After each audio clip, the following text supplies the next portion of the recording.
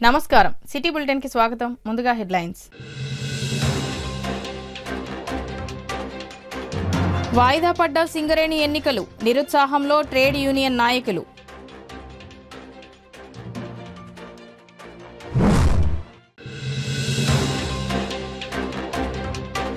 సకాలంలో వైద్యం అందక నిండు గర్భిణీ మృతి సరైన సదుపాయాలు లేని తిరియాని ప్రభుత్వ ఆసుపత్రి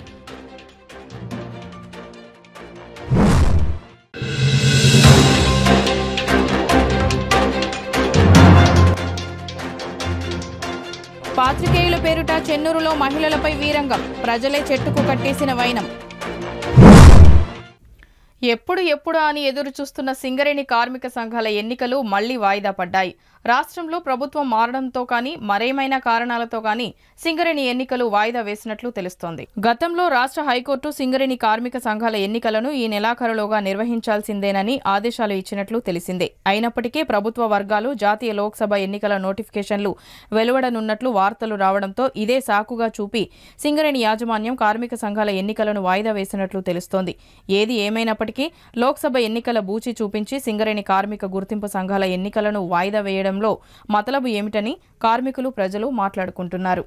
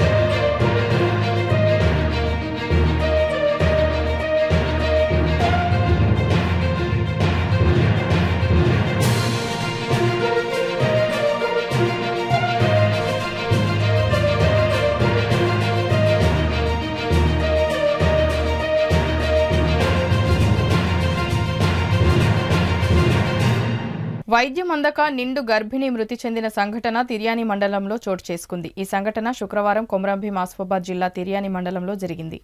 తిర్యాని మెడికల్ ఆఫీసర్ హర్షవర్ధన్ గర్భిణి పేరెంట్స్ తెలిపిన వివరాలు ఇలా ఉన్నాయి. పంగిడి మాదర పంచాయతీ మార్కగూడ గ్రామానికి చెందిన ఆత్రం సక్రూబాయ్ గురువారం పురిటి నొప్పులు రావడంతో దగ్గరలోని చెలిమెల గవర్నమెంట్ ఆసుపత్రికి తరలించారు.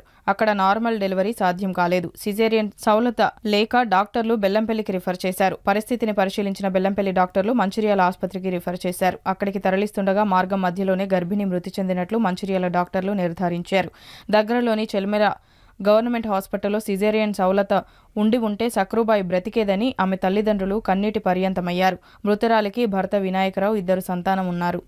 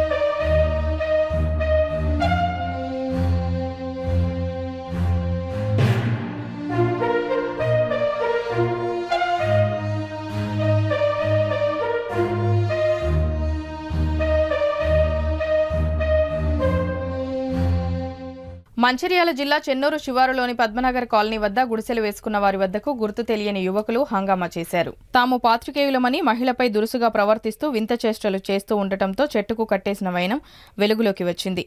బాధితుల ఫిర్యాదుతో పోలీసులు రంగప్రవేశం చేశారు. పోలీసులు సంఘటనా స్థలానికి చేరుకుని పోలీస్ స్టేషన్కు తరలించారు.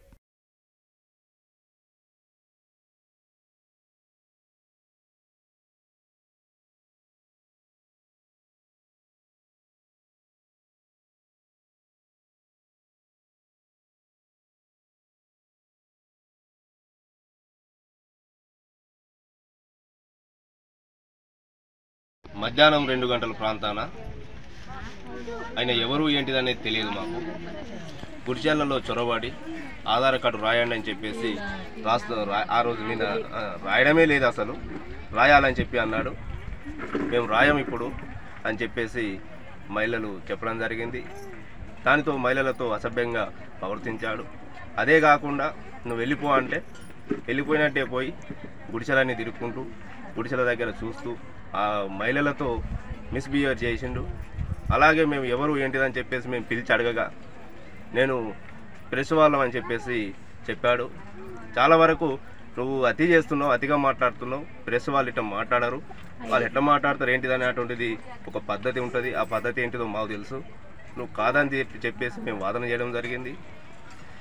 అలాగే నీ విజిటింగ్ కార్డు కూడా చూపెట్టడం జరిగింది. చూపెట్టు అంటే లేదు మా అన్నయ్య చేస్తాడని చెప్పి అన్నాడు. దానికి ప్రజలంతా కూడా మా అన్నయ్య కూడా సిఐఎస్ఐ ఉన్నాడు, మరి ఒప్పుకుంటావా అని చెప్పేసి ఎదురుగా ప్రశ్నించడం జరిగింది. అంతలోనే మహిళలను చేతులు ఇరచడం, మహిళలను కన్ను కొట్టడం ఇవన్నీ చేశారు. ఇవన్నీ చేసిన తర్వాత అగ్రానికి లోనైనటువంటి మహిళలు ఆయనను పట్టి చెట్టు కట్టేసి చెంపల మీదకి 4 దెబ్బలు కొట్టి మరొకసారి నువ్వు వస్తే కూడా నీకు సంబంధించినటువంటి పూర్తి వివరాలతో నువ్వు రావాలి అని చెప్పి పోలీసులకు అప్పచెప్పడం జరిగింది. ఇలాంటి వాళ్ళు మరొకసారి ఎవరైనా సరే ఇక్కడ వచ్చేటప్పుడు ఇక్కడ బంధువులు ఉన్నారా, వాళ్ళ చుట్టాలు ఎవరున్నా సరే వాళ్ళకు మాట్లాడి వాళ్ళతోని కాంటాక్ట్ చేసి లేదా ఇక్కడ ఉన్నటువంటి నాయకత్వానికి ఇన్ఫర్మేషన్ ఇచ్చి రావాలి. దొంగలు లెక్క వస్తే ఏదైతే చెట్టుకు కట్టేసి పోలీసులను పిలిచి అప్పచెప్పడం జరిగిందో అది మళ్ళీ రిపీట్ అవుతుంది. అలా కాకుండా చూసుకోవాలని చెప్పేసి ప్రజలకు అందరికీ కూడా గత కొంతకాలంగా జిల్లా కేంద్రం మందమరిలో ఆదివాసీ నాయకపోడు కమిటీ లేకపోవడంతో కుల సమస్యలను పరిష్కరించుకోలేకపోతున్నామని, కనుక నూతన కమిటీని ఎన్నుకోవడం జరుగుతుందని శనివారం కుల సంఘ నాయకులు మందమరి ప్రెస్ క్లబ్ విలేకరుల సమావేశంలో పేర్కొన్నారు. ఈ సందర్భంగా వారు మాట్లాడుతూ కుల సంఘం కమిటీ లేకపోవడం వలన సమస్యలు ప్రభుత్వం దృష్టికి తీసుకువెళ్లలేకపోతున్నామని అన్నారు. మంచిర్యాల జిల్లాలో 40,000 మంది నాయకపోడుకు సంబంధించిన ప్రజలు ఉన్నప్పటికీ సరైన గుర్తింపు లేకపోవడంతో ఐటీడీ ఫలాలు, ఉద్యోగ నియామకాల్లో గానీ ప్రభుత్వం నుంచి ఉచిత పథకాలు వంటివి అందక నష్టపోతున్నామని తెలిపారు. కమిటీని ఏర్పాటు చేసుకుని సంస్కృతి సాంప్రదాయాలను కాపాడుకోవాలని, రాబోయే గాంధారి జిల్లా జాతరను గొప్పగా జరుపుకుని నాయకపోడు కీర్తిని ప్రపంచానికి చాటి చెప్పాలన్నారు. డిసెంబర్ 20వ తేదీన నూతన కమిటీని ఏర్పాటు చేయడానికి నిర్ణయించామని, కనుక నాయకపోడు కులానికి సంబంధించిన మేధావులు, ఉద్యోగులు, నాయకులు అధిక సంఖ్యలో హాజరై నూతన కమిటీకి ఎన్నుకోవడానికి సహాయ సహకారాలు అందించాలని కోరారు. ఈ కార్యక్రమంలో Gandhari Killa vice chairman D Ramesh, state vice president T Bhimarao, state general secretary K Bapu, జిల్లా secretary M Rajasekhar, D Rajkumar, P Pawan, B Laxman, G Ramesh తదితరులు పాల్గొన్నారు. ఈరోజు మందమరి కేంద్రంలో ఏదైతే ప్రెస్ క్లబ్ ఆధ్వర్యంలో ఆదివాసీ నాయకపోడు సేవా సంఘం రాష్ట్ర కమిటీ ఆధ్వర్యంలో ఈ యొక్క ప్రెస్ క్లబ్లో నిర్వహించడం జరుగుతూ ఉన్నది.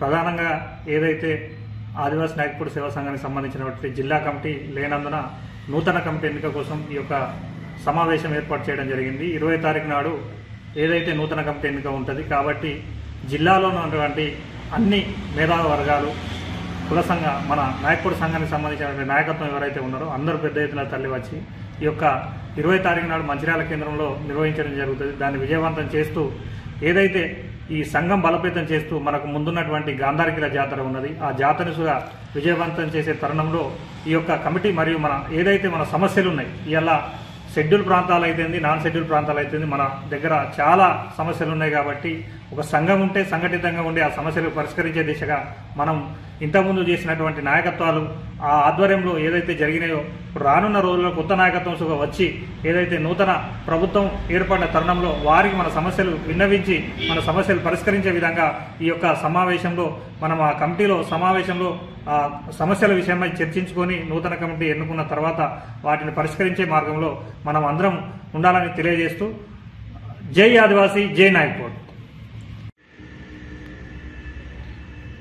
ఈరోజు మందమరిపట్నం ప్రెస్ క్లబ్ ఆధ్వర్యంలో మంచిర్యాల జిల్లా నాయకపోడ్ సేవా సంఘం ఎలక్షన్ విధి విధానాలకై జరగబోయే సమావేశానికి అధిక సంఖ్యలో నాయకపోడ్ సంఘస్థులు, పెద్దలు అందరూ హాజరై ఈ సమావేశాన్ని విజయవంతం చేసి అలాగే ఈ ఎన్నిక తదనంతరం రాబోయే ముందు ఉన్న జాతర కోసం, గాంధారి కిల్లా జాతర కోసం కూడా అందరూ సహాయ సహకారాలతో జాతరని పెద్ద ఎత్తున జరుపుకోవాలని తెలియజేయడం జరుగుతున్నది.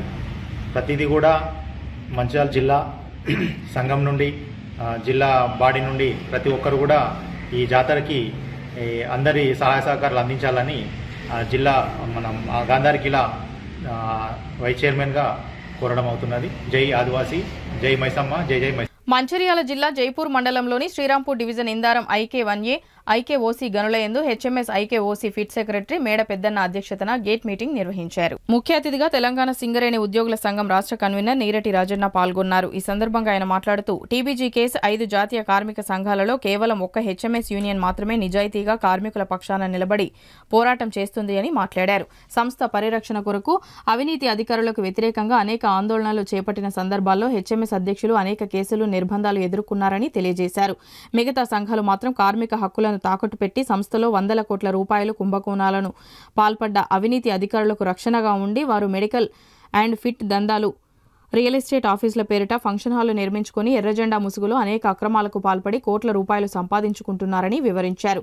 తెలంగాణ సింగరేణి ఉద్యోగుల సంఘం మరియు విప్లవ కార్మిక సంఘాలు నిజాయితీగా కార్మికుల ఎజెండానే తమ ఎజెండాగా పనిచేస్తున్న హెచ్ఎంఎస్ యూనియన్కు మద్దతు తెలియజేయాలని కార్మికులను కోరారు. ఒకసారి హెచ్ఎంఎస్ను గెలిపించాలని కార్మికులకు విజ్ఞప్తి చేశారు. ఈ కార్యక్రమంలో హెచ్ఎంఎస్ నాయకులు కంబాల నర్సయ్య, దుర్గం లక్ష్మణ్, ఎస్కేవాలి, విజయబాబు, దుర్గం వెంకటేశ్వర్లు, పల్లె క్రాంతికుమార్, జైపాల్ సింగ్, హెచ్ఎంఎస్ కార్యకర్తలు పాల్గొన్నారు. మాట్లాడాల్సిన కార్మిక సంఘాలన్నీ కూడా అప్పటి వరకు కొనసాగిన వారసత్వ ఉద్యోగాల్ని అంటే మొత్తానికి లేకుండా చేసినాయి. కాబట్టి కనీసం తెలంగాణ నినాదం అప్పుడే మొట్టెత్తుతా ఉన్నది. తెలంగాణ సింగరేణి ఉద్యోగుల సంఘంగా తెలంగాణ వాదాన్ని కార్మికులలో భావవ్యాప్తి చేయాలనే ఉద్దేశంతో నాడు కాపులను గద్దరన్నం తీసుకొని గోలండి నుంచి మొదలు పెడితే మణుగూరు వరకు తెలంగాణ వాదాన్ని విస్తరింపజేస్తూ తెలంగాణ సింగరేణి ఉద్యోగుల సంఘం అడుగులో అడిగేసి కార్మిక వర్గ ప్రయోజనాల కోసం నాడు మొత్తంగా కూడా తిరిగాం. ఆ రోజులలో కార్మికుల దగ్గరికి కాపుల గద్దరన్న వస్తే అప్పటి వరకు జరిగిన నష్టాల్ని కార్మికులు విన్నవించి, అన్న మా బతుకులు ఇట్టాగే ఉంటే రాబోయే రోజులలో సింగరేణి అనే పదం కూడా మిగిలకుండా పోతుంది. కాబట్టి ఈ ఒకవేళ తెలంగాణ వస్తే కనీసం మా బతుకులు బాగుపడతాయా అని కాపుల గద్దరన్నను నిలదీసి అడిగిన సందర్భాన్ని కూడా మేము కళ్ళనిండా చూసాం. ఏం జరిగింది? నీళ్లు నిధులు నియామకాల పేరుతోటి తెలంగాణ వాదాన్ని నెత్తికెత్తుకున్న ఉద్యమ నేత, నిన్నటి వరకున్న ముఖ్యమంత్రి కేసీఆర్ గారు ఓపెన్ కాస్ట్ అనేది మొత్తంగా లేకుండా చేస్తాను, ఓపెన్ కాస్ట్ అనేది కూర్చేసుకొని కూర్చుండి కాపాడతా, కాబట్టి ఖచ్చితంగా తెలంగాణ వాదాన్ని మీరు గెలిపించండి అని చెప్పేస్తే 2 సార్లు టీబీజీ అనే యూనియన్ ని మనం గెలిపించుకున్నాం.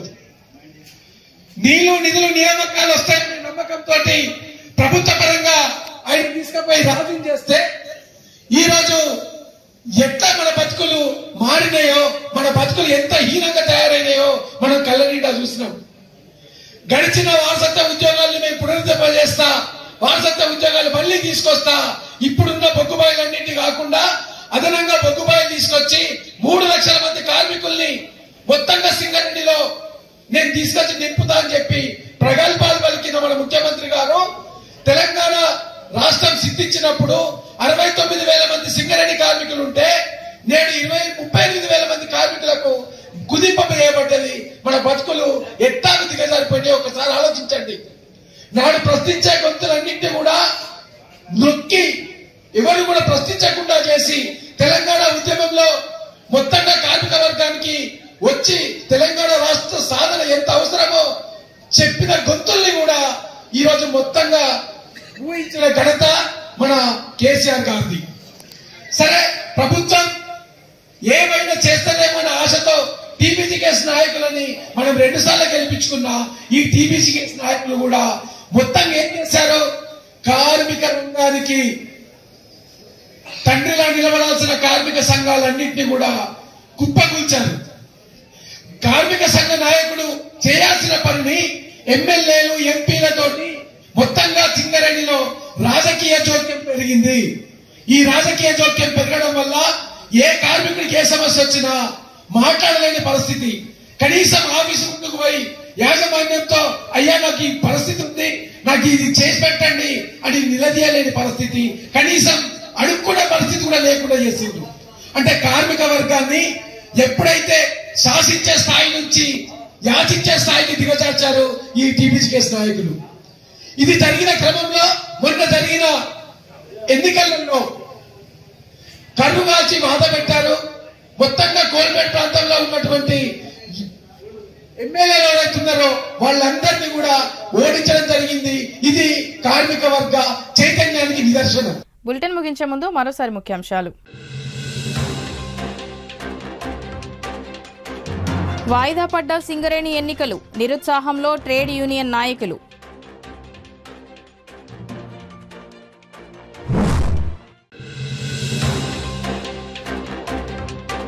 సకాలంలో వైద్యం అందక నిండు గర్భిణీ మృతి, సరైన సదుపాయాలు లేని తిర్యాని ప్రభుత్వ ఆసుపత్రి.